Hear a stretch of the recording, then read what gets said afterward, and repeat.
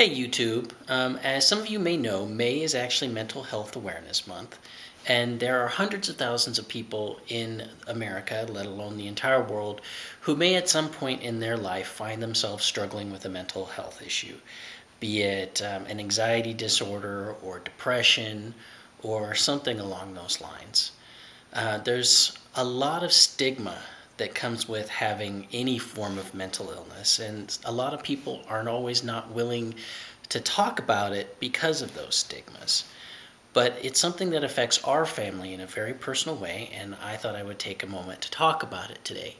But first, I'd like to show you this little Dr. Oz clip on OCD. At this very moment, 1 in nearly 40 Americans is utterly paralyzed by the need to perform an irrational ritual. They wash their hands repeatedly, lock the door 5 times, count to 7 before entering a room, just to get through the day, or even the hour. They suffer from Obsessive-Compulsive Disorder, a crippling anxiety disorder. OCD is twofold: unwanted recurrent thoughts that will not go away, the obsession, and repetitive actions performed to stop the anxiety, the compulsion. While OCD sufferers know their behavior is often irrational, they cannot stop it on their own. They're often ashamed, embarrassed, or even unaware that they have a treatable disorder at all.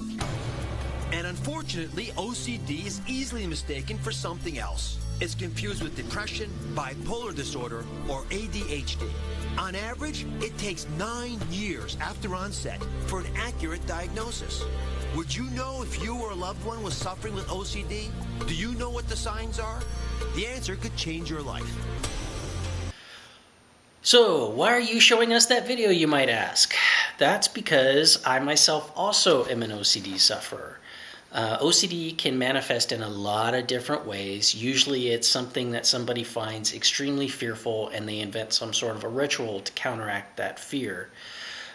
For myself, they are intrusive religious thoughts, usually that say bad things about God, or a lot of worry about stuff like that. And I have always used prayer as a ritual to counteract that.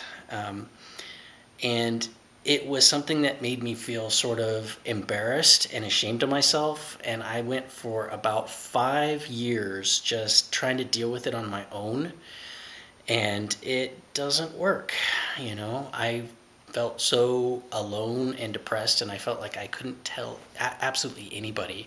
I wouldn't even tell Jay about it because I felt like, here was a part of my life that I want to live positively. I want to show it to my kids in a positive way. And internally it was becoming sort of a torture for me. And I finally just said, I'm not going to be able to take care of this on my own. And, no matter what Jay might think of me, I need to tell somebody. So he was the first person that I talked to. And then after that, I really reached out to see a counselor or somebody about it. But it took really getting over that first fear that I was going to be judged for it. And there might be many people out there right now who are judging me for this. All I can say is that at some point in time, we all are not at our best.